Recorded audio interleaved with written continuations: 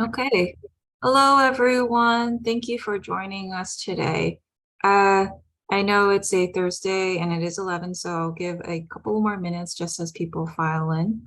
I just want to remind folks that if you aren't already, to leave your mute buttons on, and we will get ready momentarily.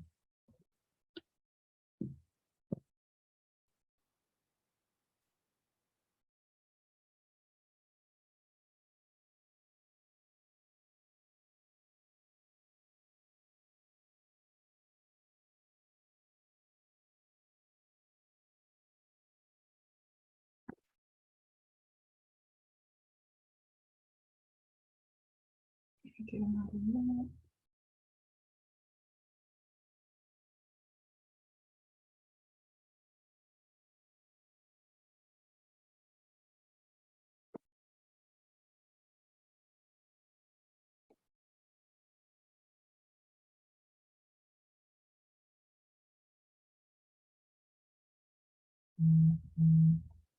Okay, so I'm just gonna get started. Yeah, we have a tight schedule. So hello, everyone. Thank you so much for joining us today. I am Brianne Masakawa. I'm an associate planner with the Office of Planning and Research and will be moderating today's webinar. I am here with the Housing and Community Development Department, HCD, to step through the requirements and process for completing and submitting the annual progress reports, or APRs. So the APRs are the state's main tools for tracking general plan and housing element implementation and monitoring each jurisdiction's progress in reaching their outcomes. Ultimately, this is a process to bring transparency to each jurisdiction's planning activities for the public's benefit and empower communities to keep their local legislative bodies accountable. We want to stress today the importance of having this information readily available for OPR and HCD to access, so that we may make better informed state policy decisions and determine if course corrections are needed. So I'm going to go briefly over some housekeeping, and then I'll go over agenda and then introductions. So the way this is going to work is that we're going to have two presentations today. OPR is going to go first to talk about the general plan APR requirements and process, and then HCD will follow about the housing element annual progress reports. And then today, all the slides will be ADA accessible, and this is being recorded right now and will be posted on OPR's YouTube channel, and HCD will do so on their online platforms as well. We ask everyone to put their questions in the Q&A. We intend to answer most of the questions in written format as much as possible, and we will pick out a few that we feel appropriate to be answered live. So now I'm going to introduce the panel. So I've introduced myself already. Tom, if you'd like to kick things off for the panel. Sure. Hi, everyone. This is Tom Brinkhuis, Housing Policy Specialist with the Department of Housing and Community Development. Been working for HCD for about 9 years now, working with APRs for quite a few of those years. So yeah, happy to be on the webinar with you all and with OPR especially. I'll pass it over to John, who will be doing part of the presentation today. Hi, everyone. I'm John Nuge. I'm a data analyst here at HCD, and I also do manage the inbox for APRs. So if you have any questions, hopefully I'll be able to answer them.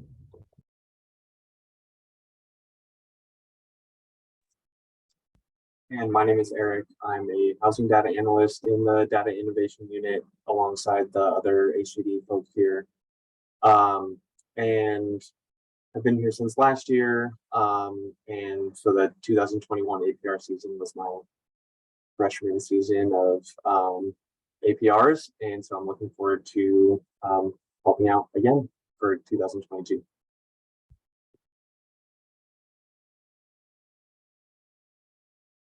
Okay, great. And then Kim, would you like to go? Sure. Good morning, everyone. My name is Kim Danko, and I'm a program associate at OPR, and I'll be helping to monitor the Q&A so I can raise up your questions. Thank you. And last but not least, Manuel, would you like to go? Yeah, hi everyone. I'm Manuel. I'm also at HCD. I just started about maybe 3 weeks ago, and I'm happy to be here. And today I'll be taking notes. Thank you. So that's the panel. Thank you so much, everyone, for being here, and we'll get started.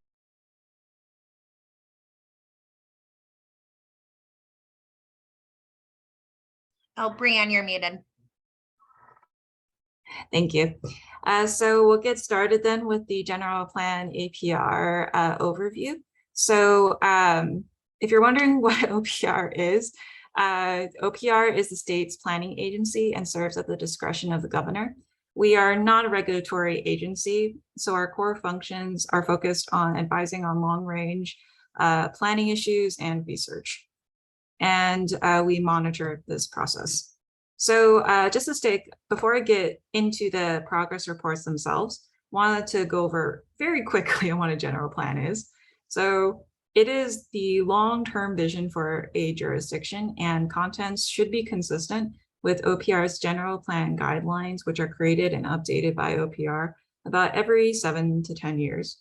So there are a total of 9 elements. 2 of them have special conditions. The first is the environmental justice. This is specifically for those identified as a disadvantage, that have identified a disadvantaged community within their jurisdiction. Apologies. And then the second is the air quality element. This is for jurisdictions within the San Joaquin Air Pollution Control District.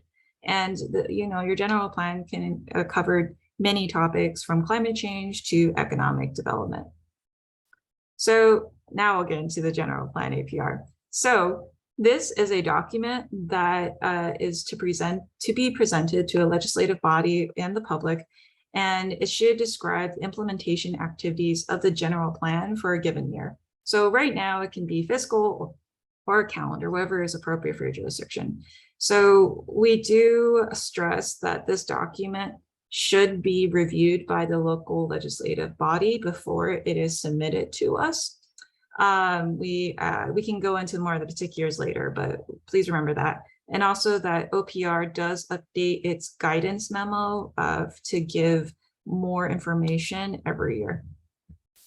So this exercise has been around since 1965. It's definitely taken different iterations over the years. It started from a 1 report, then eventually became a 2 report system, and to now where all jurisdictions, including charter cities, are now required to complete the general plan APR as well as the housing element APR. So this document is intended to be as flexible as possible for the public's benefit. So right now, there really is no standard form or template that is available. And you can talk about any element as long as it was being implemented during that specific year. But we do want to stress that it should be a summary of planning activities for all elements that were being implemented and not just the housing element. And also, just as a reminder, if you're a jurisdiction that's going through a comprehensive update, then, well, you should still complete your general plan APR by April 1st. So although there is no template or form or anything standardized at this time, we do want to reiterate that it is important to have certain pieces of information to be easily found within your document. For example, the reporting period type is, and then what is the specific year that the general plan APR is describing. And then also the date of when the document was presented or accepted by a local legislative body. And finally, this is a little newer, but it is helpful to have this information, is to provide the update history for the general plan. So the easiest way to do this is to provide the year that each element was last updated, as well as the next time it is planned to be updated. So there's, again, a lot of content that you can include, but to help sort through what to include in this document, we have a few questions here today to help that process. The first one would be to ask yourself, what parts or which parts of the general plan were implemented over the past year, in addition to the housing element. Also to think about what really changed or was introduced in the past year that had an actual impact on land use policy decisions. Also to think about how does the general plan comply with OPR's general plan guidelines and other general plan requirements?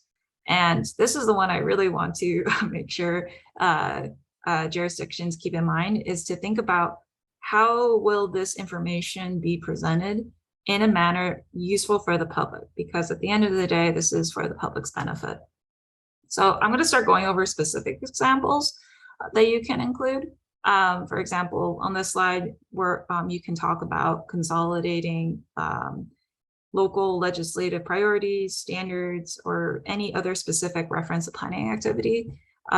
This can be about environmental assessments. This could be even just general plan amendments or anything like major development applications that were processed within a year. Something else to think about, if you have the capacity to do so, you can talk about maybe great coordination efforts across agencies, or talking about how equity was being included in your general plan. You could talk about how your jurisdiction is thinking about how to protect sensitive land uses, or how it's trying to be more efficient with available land. You could also talk about your jurisdiction's long-term planning efforts, maybe like economic development, or just generally accounting for long-term growth patterns. So other things that may not come top of mind, but it also is relevant, is talking about technical assistance or data management and administrative actions that ultimately have an impact on a jurisdiction's planning activities. So once you have figured out what is actually going to be in your general plan APR, and it's ideally been reviewed by your local legislative body, then take that document and submit it, one copy to OPR and another copy to HCD. And please submit it by April 1st. So each agency has its own set of protocols to follow when submitting the document. So for OPR, we have two options that you can take. The first, and this is the ideal preferred method, is to submit via the general plan APR submission form, and the second is by email. And we really recommend doing the first option because it can help reduce time and effort spent on the GP APR preparation, excuse me. So in this form, there is going to be a list of questions that will be asked. A lot of this is very basic. For example, contact information, agency information, what's the name of your jurisdiction, things like that. We actually introduced this form last year, and the main difference this year is that we added a few more questions, more for administrative purposes, more than anything. The first is we added a question about whether or not you're a charter city, is a document being submitted a resubmittal, and the reporting period for that resubmittal. And then finally, the major change was requesting information about required element update information. So this is getting back to when was the last time each element was updated, and what's the next time it's likely to be updated. So the way that information is going to be requested, this is a screenshot of what it looks like right now. It's a list of the elements, and then you can provide in the drop-down menu which year best describes when that happened. And then this is another screenshot for where you can actually submit your document. This is, we have option 1. We do have file limits. I want to make people aware, 16 megabytes, and then or MB, and then it should be in the common file templates. And then the second option is to provide hyperlinks, which we've accepted before, but we do request that it's not Google Doc or Dropbox, mostly because we have a firewall, so we can't open it. And we have I'll make this link available in the chat later on, but right now we have a link that's going to be part of this slide deck when it's eventually uploaded online. And we also have a step-by-step guide for those who are seeking additional guidance when going through the form. So the second option, if the form is just not an option for your jurisdiction, you can submit by email. However, if you submit the general plan APR to us by email, it should have a cover letter with all of the information that we had that we talked about earlier. So for example, contact information, name of jurisdiction, and also required element update information. So all the information that was requested in the submission form, we're going to expect that in a cover letter. So I do want to stress that we do have limited capacity to process. So that's the reason why we are requesting this cover letter. And this option still is, there are no file size limits, and we still, our request can accept hyperlinks this way. But at the end of the day, if you're going to email, if it doesn't have the cover letter, for this reporting cycle, we are going to request that it be resubmitted with that cover letter. So those were the OPR protocols. For HCD, there's two options to submit to HCD. There's HCD's online portal system, and then also their email as well. And the emails will be provided at the end of this webinar. So before I conclude my presentation, I just want to share a few reminders. The first, charter cities are required to complete this exercise. There are no penalties for submitting the general plan APR after the deadline. It's not ideal, but there are no penalties. And if it's because, if you're unable to meet the deadline because you're waiting to have your document reviewed by a local legislative body, then please submit the document to us before the deadline and then just resubmit afterward and just state that it was finally reviewed by the appropriate body. And then finally, OPR is obligated to notify a city or a county if we find that the general plan hasn't been revised within 8 years, and the Attorney General of the general plan hasn't been revised within 10 years. So we have, again, the slide deck that will be shared later. We have links, OPR site, we have the guidance memo uploaded, that's uploaded right now. And then we'll be posting the slide decks and recordings, and also the step-by-step guide, which is also available.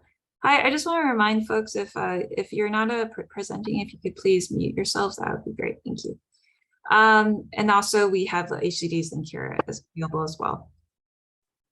And it concludes my presentation. Thank you so much, and I'll try to answer questions in the Q&A function. Thank you. And I'll pass it on to John from HCD. Thank you, Brianne.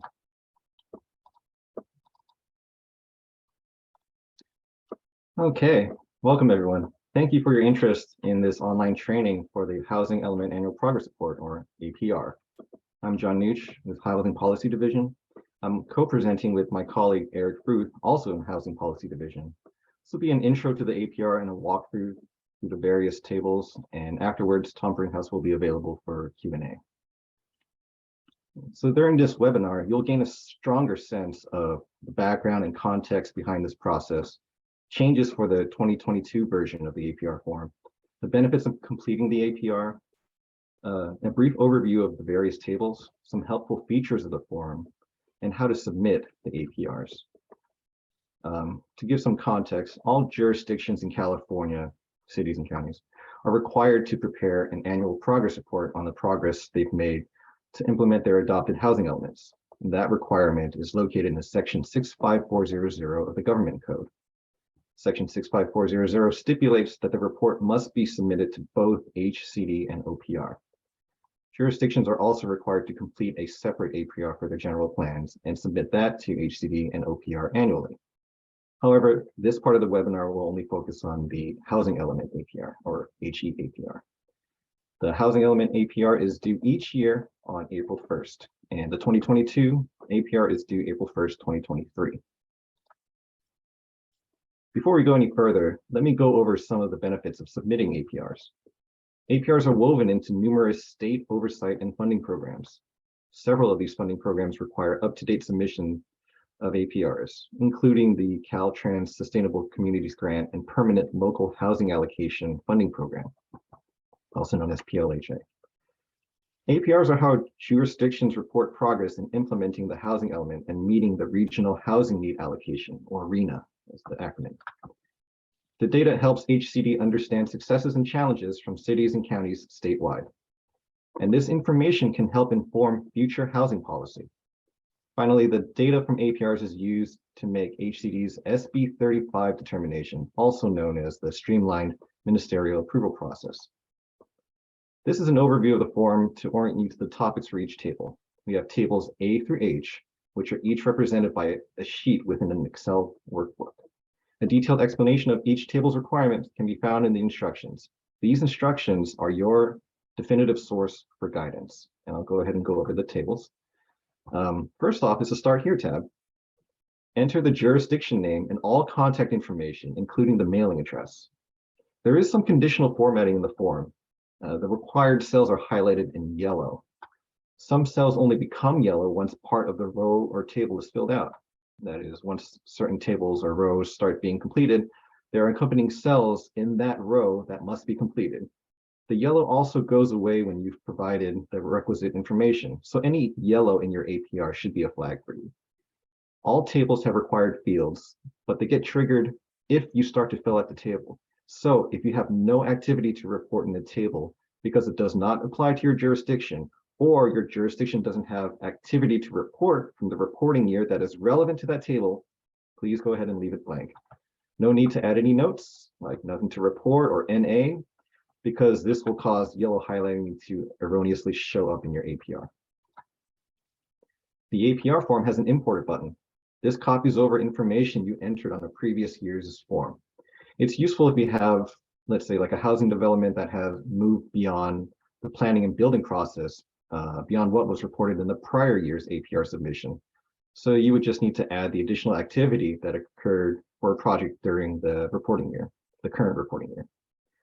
So for example, if you reported a project as being entitled during the previous reporting year, and that's all, but this current reporting year, it received a building permit, so that portion needs to be reported, the importer will copy over all project information from last year's form, meaning you just need to complete the additional building activity that occurred. Please note that the importer will copy most tables. You can delete any information copied by the importer by selecting a cell in a row and typing Control-D. So here's Table A. Table A is for any development applications completed during the reporting year. This includes applications for planning approval and applications for development permits. Applications for building permits are no longer required to be reported in Table A. Cells in yellow are required. Cells in green are required if applicable. So in this photo, you would enter the units into the appropriate affordability level and leave the rest blank. On Table A2, you will report projects that completed entitlements, received a building permit, or obtained a certificate of occupancy during the reporting year. If there was no entitlement, you still report on this table. The same properties may be included in both Table A and A2. RHNA credit is given based on the building permit section of the table. You can include projects from prior years, but this is not required. You only enter the unit numbers in the applicable portion of the form. If you enter a unit number, you will be required to enter a date. You will enter the number of units, and if there are units demolished on the property as part of the project, enter the number of units demolished or destroyed in the demolished/destroyed column. So for example, if a duplex is demolished to build a fourplex, you would report all 4 of those new units and report the 2 units in the destroyed/demolished column. If you select below market rate non-deed restricted, you will need to provide an explanation for how this was determined. For example, by looking at comparable properties. And we do have an affordability calculator on our website to help with this. For something to count as a unit, it must have a separate living quarters for each household. If communal cooking and eating spaces are the only option in a given development, those units are considered group quarters. This means that home key projects count as housing and can be reported on the APR. Several new columns have been added to Table A2 that must be completed only for projects that were granted a density bonus. These columns request additional information on the number and types of incentives granted to the project. Table B auto-populates. You do not need to fill out any information here. Table B will populate for the current year from table A2 and will pull from past years based on prior APRs. Therefore, you need to fill out your jurisdiction in the year on the Start Here tab to populate table B. A lot of times, table B is where you might see errors or discrepancies, and if you do, you can contact HCD via email if you identify these errors. Changing these errors in the table will not change the data in HCD system, so please go ahead and contact us.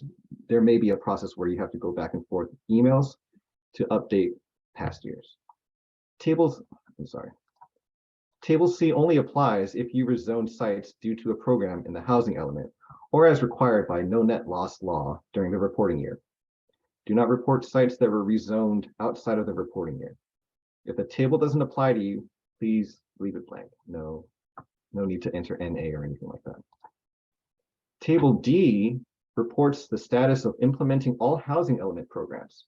This table is required for all jurisdictions and must include a separate entry for every program in the housing element. We understand that the formatting of this table sometimes causes some difficulties. There are character limits for each of the cells. Please try to have your entries be concise and to the point within this character limitation. If you run into any issues, please feel free to reach out to our team. We can suggest a few things for you to try. Importing your entries from last year's form and then just updating the implementation status may also make filling out table D easier. Table E is for commercial properties with a density bonus approved. Please do not enter in residential density bonus development. Table E is intended for commercial properties granted a density bonus as a result of partnering with a residential developer. Table F is for reporting units that have been rehabilitated, preserved, and acquired for alternate adequate sites. Alternate adequate sites is a provision of housing element law that allows jurisdictions to get credit for preservation activities and reduce the number of sites identified in the housing element. Table F includes two sides. The left side is for you to share information only and does not tie to credit towards RENA. This section of the table is unlocked, and we recommend that jurisdictions fill it out for your own records so you can keep track of any rehabilitated and preserved units. The right side of the table applies if the jurisdiction used the alternate adequate sites option in the housing element review and has units to credit towards RENA. Contact HCD if you think this applies to you. Additional documentation will be required and HCD will assist you in completing the form. Table F2 is a new sheet for 2022. The legislature has created a new path for getting credit towards the jurisdiction's moderate income RENA for units that were converted from being deed restricted to moderate income households. Units must meet specific conditions described in Government Code 65400.2. And at this point, I'll be handing off the presentation to my colleague, Eric. Eric, take it away. Thanks, John. So I'll be discussing the remainder of the tables that are in the APR form and how to submit, and then we'll go into the Q&A. So for tables G and H, table G reports on locally owned sites that were included in the housing element site inventory that were disposed of by the jurisdiction. Table G most likely doesn't apply to all of you, but if it applies to your jurisdiction, then please go ahead and fill out. A site must meet 3 conditions in order to be included in this table. It must be a locally owned site, it must be included in the housing element site inventory, and it must have been disposed of by the jurisdiction. Table H requires that jurisdictions provide an inventory of all locally owned surplus, exempt surplus, or excess land in their jurisdiction. And I'll discuss that more on the next slide, please. Here is a screenshot of the table. Table H was added just a few years ago due to changes enacted in AB 1255. And as mentioned, the table requires that jurisdictions provide an inventory of all the locally owned surplus land, exempt surplus, or excess land. And so if your jurisdiction has these types of land, then you'll be required to report on the APN, the address, and a few other fields, including the parcel size.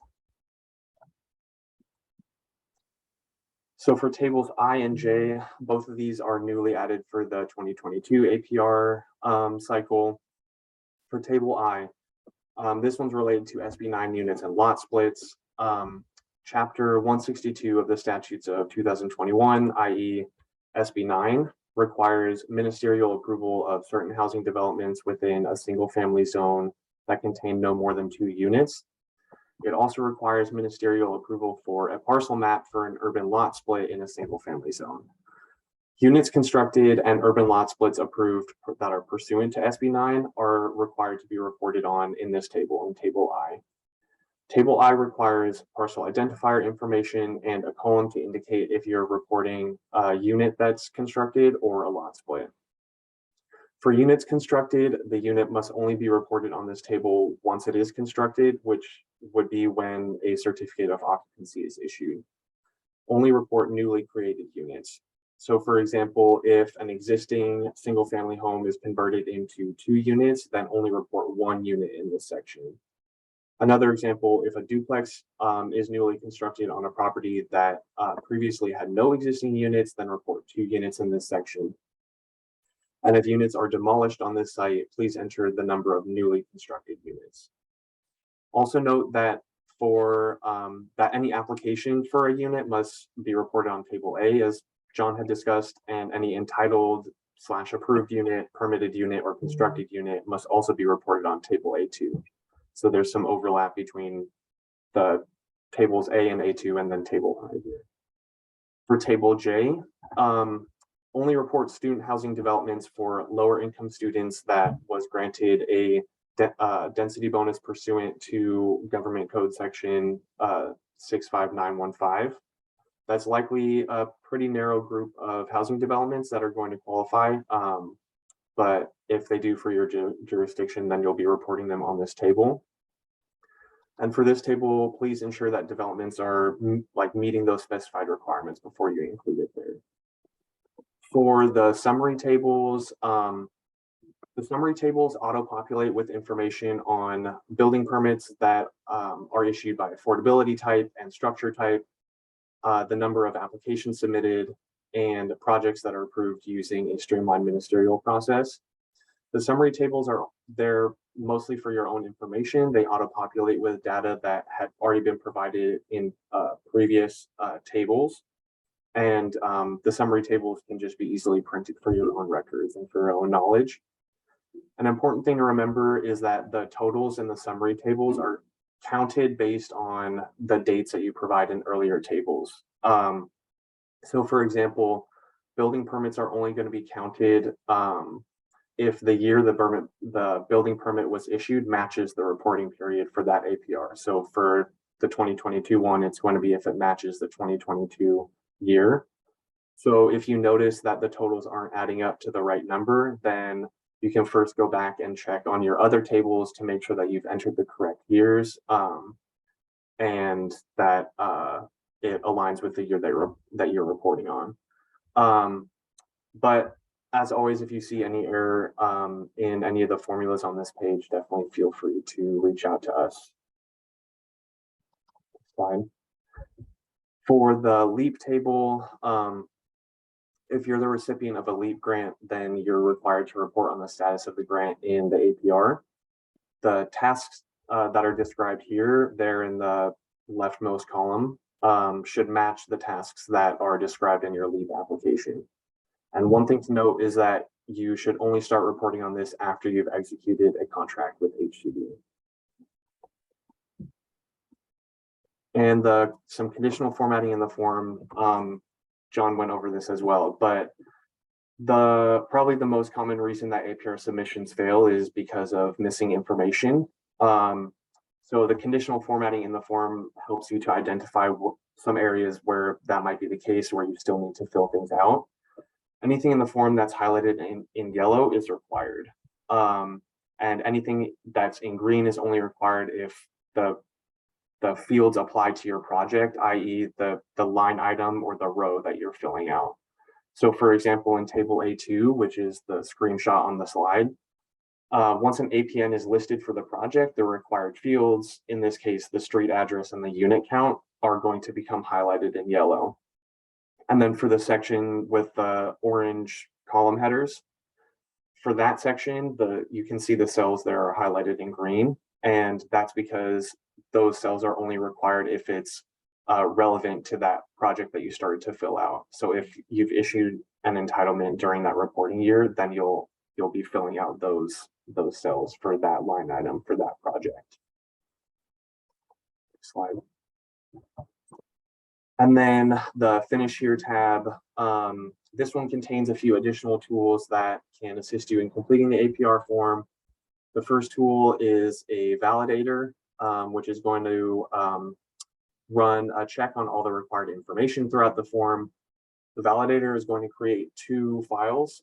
One is a copy of the APR with the problem cells highlighted, and then the second file is a list of the problem cells with the exact cell number with the errors so that you can go back into the original file and amend them. The second tool formats table A2 for printing. Since table A2 has a lot of columns and is discussing kind of a lot of different things, printing it onto one page isn't that easy. So this tool will create a workbook with 4 separate tabs, one for each reportable activity, and one with project identifier information so that you can store that for your records. And then the third tool is a date checker. This will highlight in orange any dates that occurred outside of the reporting year. You can leave those activities in the form. So for example, if you're reporting on your 2022 APR and you have 20 activities that are coming from 2021, you can leave those activities in the form, but to ultimately get credit for those units, they have to be reported on the APR for that same respective calendar year. So activities that occurred in 2021, if they're somehow different or weren't included in your 2021 APR, you can't include those additional activities in your 2022 APR and then have them be counted towards your REMA. You'll have to go back into your 2021 APR form, amend it to include that new activity or different activity, and then resubmit that 2021 APR to us. Next slide. So then submitting APRs. We have 2 ways to submit them.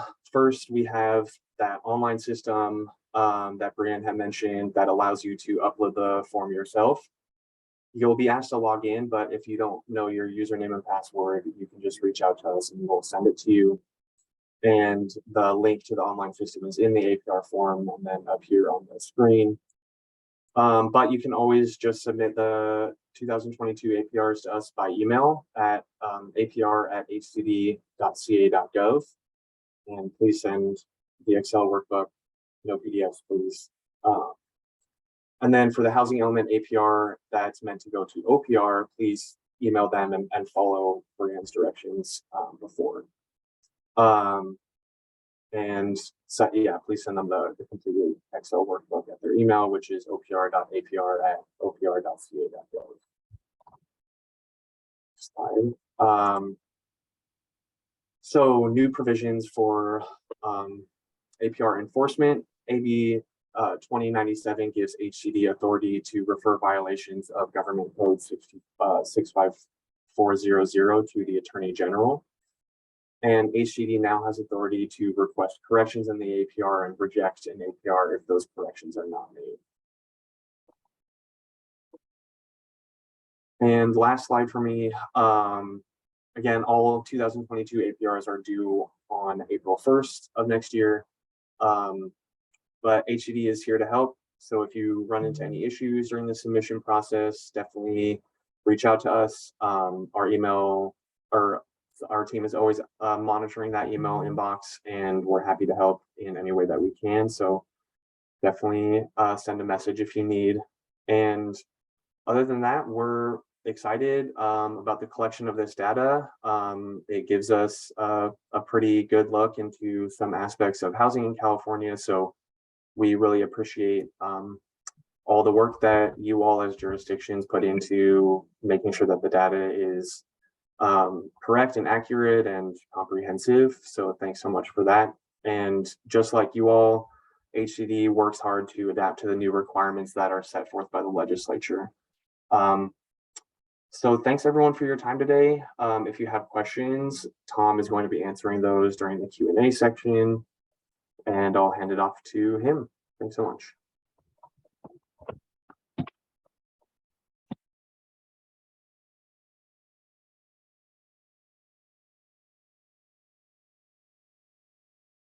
Hey everyone. Yeah, I'm just answering some questions in the chat here.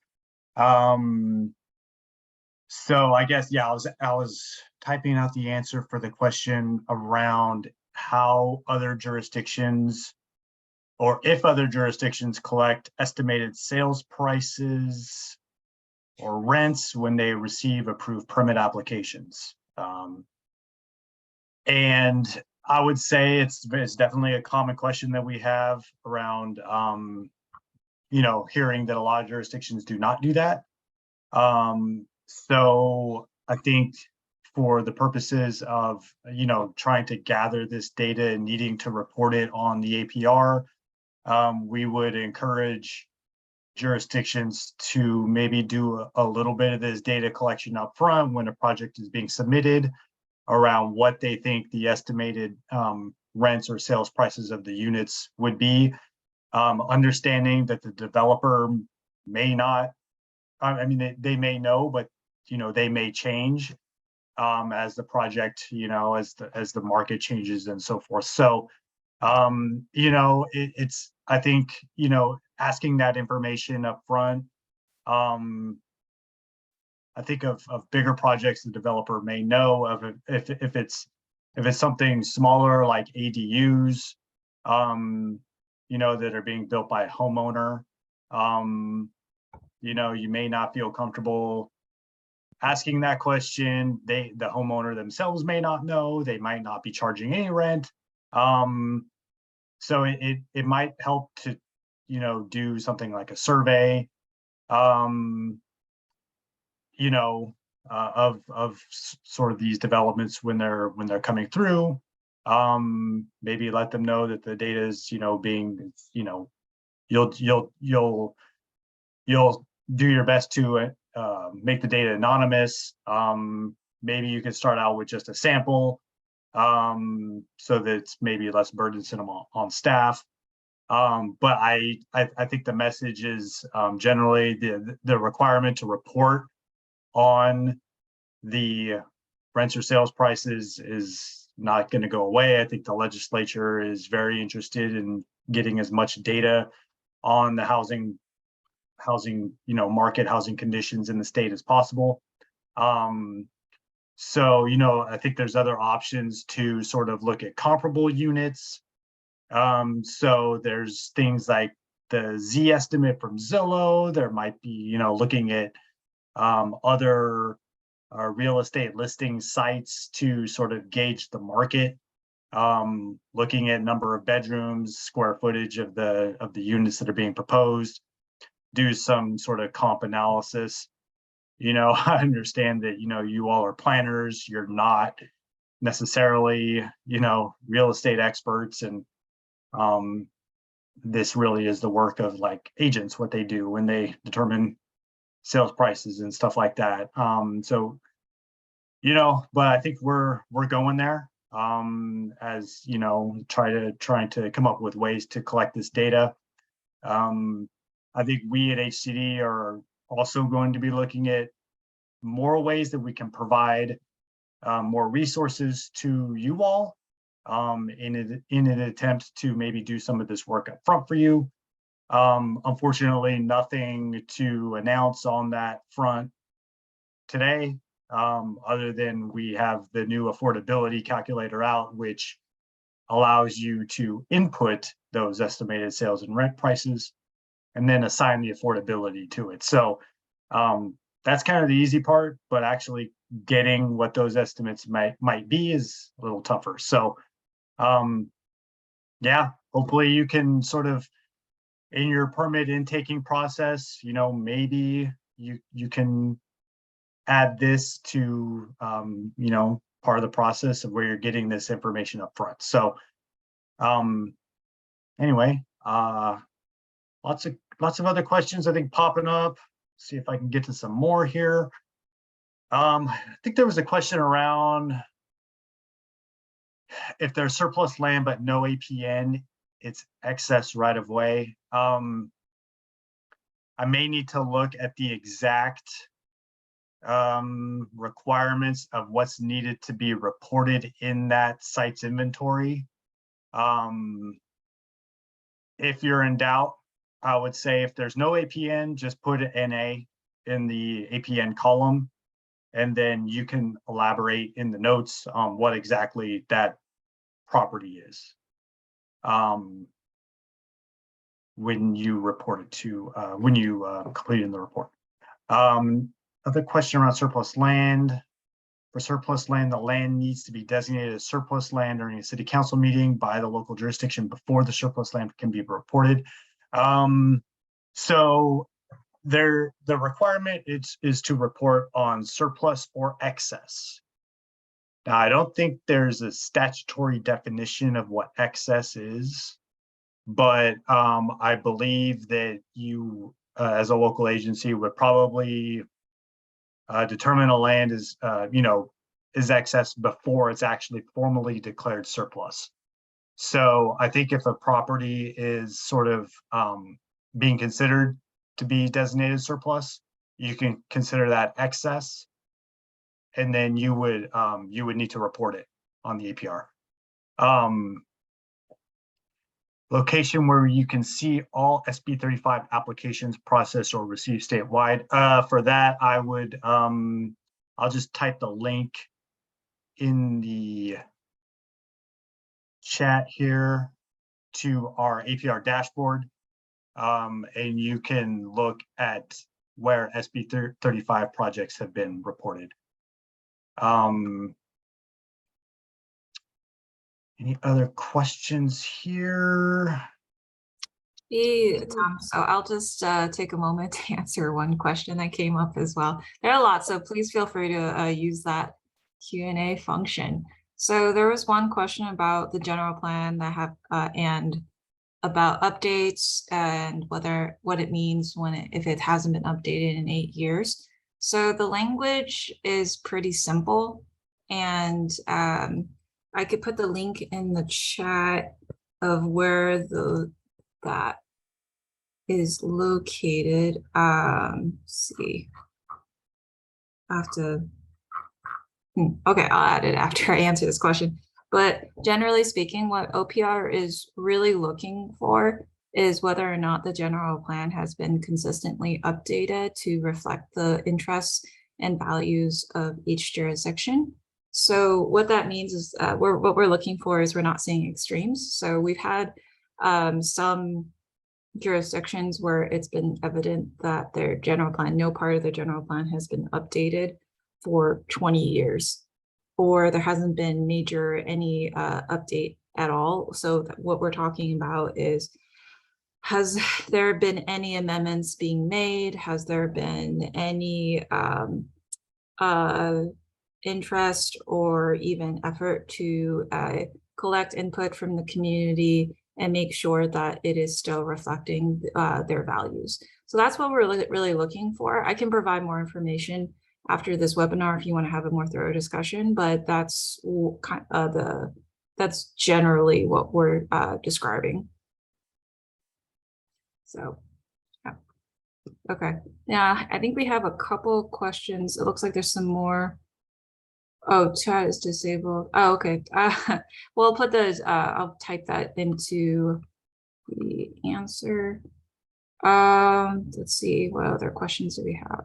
Tom, it looks like these are all some more questions here.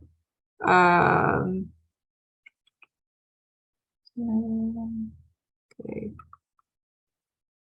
Okay, I think that was the main question that came up.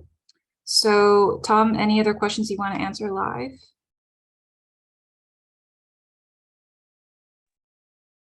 Sure. Question around the ADU affordability based on the ABAG recommendation. I haven't looked at the ABAG study. I would say that if the ABAG recommendation reflects conditions in your particular jurisdiction, you know, yes, you can rely on their assumptions. It may, you may want to reach out to us so that we can confirm that study with you. But I generally, I would say that if the ADU analysis reflects, you know, conditions within your jurisdiction, then you go ahead and cite that in the APR. The county has a loss of naturally occurring affordable units, such as conversion of mobile homes to resort development. Must this be reported? Currently, this does not need to be reported. On the APR.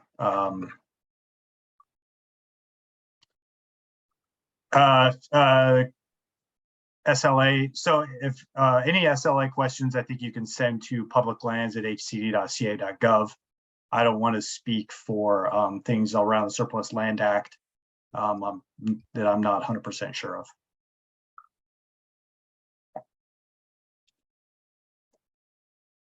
Don't see any other ones. Yeah, I see only one. Okay, I think we're near the end. Let's see. Okay, I think that's it. Oh, Kelly Anderson. Hi, Kelly. See Kelly Anderson. If you have a question, if you could please put it in the Q&A, that would be great.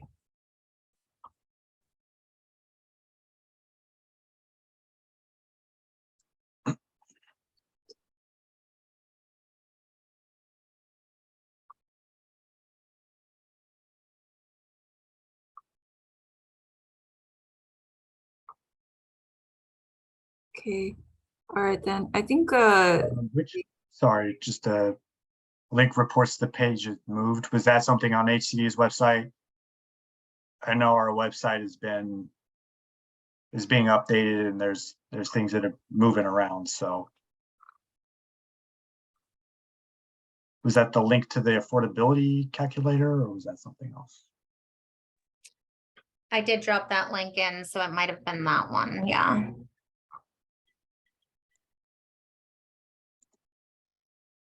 Okay. But it's working on my end, Tom. Okay. hi, so I see a question about if there are additional questions, who can we contact directly to get clarification on anything? So right now I'm serving as the administrative lead at OPR for the general plan APRs, and Tom is the lead at HCD. So you can contact us by email preferably, and I'm going to put that information in the chat now.